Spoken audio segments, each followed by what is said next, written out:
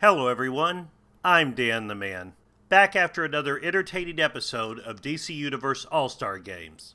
This episode, the crew finally made it to Gotham and landed right into attempting to thwart a jewelry heist, and the usual shenanigans ensued. This was a fun episode, and the players have all synced with their characters at this point and have great chemistry with each other, making me once more sorry this season is only 5 episodes long.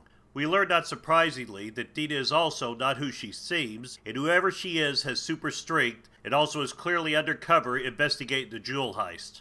Given the time period, that Dina's alter ego has super strength, and that whoever she really is clearly young enough to pass for a high school student, would seem to narrow down who she could be. Clearly my Batgirl theory that I gave last review is now out the window, unless Batgirl got a hold of some of Bane's venom, but this is the 80s, so it clearly isn't. Also, that was obviously a joke. So given the super strength, the two names that come to mind right now are Wonder Girl and Supergirl. I tend to lean towards Supergirl based on my current theory on who Tommy's alter ego is, and I'll get to that in a minute. But Wonder Girl would also be a good choice, as she isn't a college student like Supergirl was at this timeline, so she would have had an easier time going deep undercover without it interfering with her real life. Although the problem with both of these guesses is that a jewel heist is still a bit small time for the types of crimes either of them usually investigate. Especially given that they must have been undercover some time to get a rep as the most popular girl in school, make straight A's, and go through 2 boyfriends. I mean, Dina's clearly been there for a little while.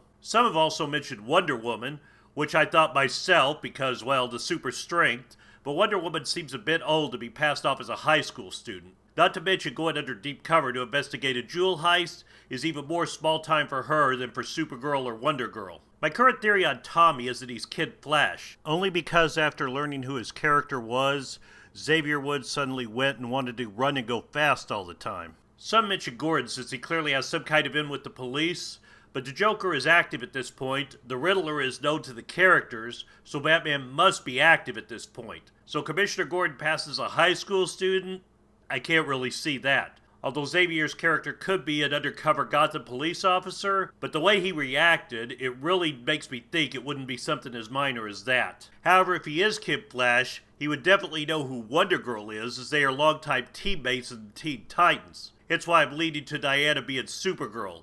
I mean, Kid Flash knows Supergirl too, but all she would have to do is put on a wig, since like her cousin's glasses, that seems to fool everyone. And it's more believable that Kid Flash and Supergirl would be investigating the same case and not realize it, than Wonder Girl and Kid Flash not being aware that they were on the same case and currently together. Kenny as Catwoman still seems to be the most obvious one. She broke into the museum with ease and clearly knew the security guard who let them in, who also didn't seem to be who he seemed either. Given Catwoman was not actually an anti-hero in the 80s, but more of a full-fledged criminal back then, I'm wondering if she isn't somehow behind the jewel heist in secret, or somehow involved. Now those are just my theories, and all of this is mostly dependent on Sam Witwer keeping things within 80s DC continuity. So if he isn't doing that, most of that is out the window, and they could be anyone. But that's what I'm going with. Also, some answers to the message from last season were revealed. The girl's best friend, and Thomas and Martha won't be needing it, turned out to be referencing the way Diamond's being robbed. Kinda surprised no one actually made the Diamonds are a girl's best friend connection in hindsight, but what can I say, I didn't make it either. It also seems Ask the Question might be referencing the Riddler.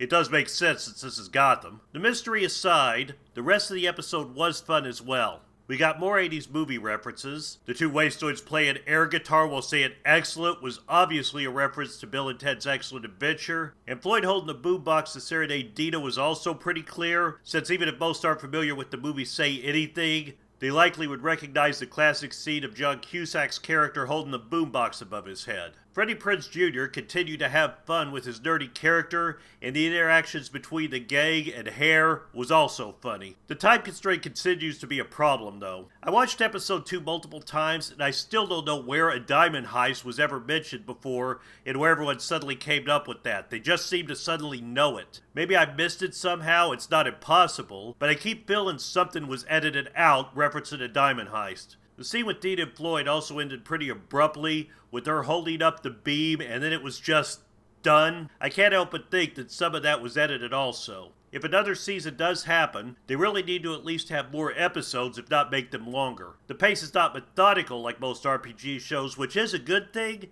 but I think we're losing some story in the process.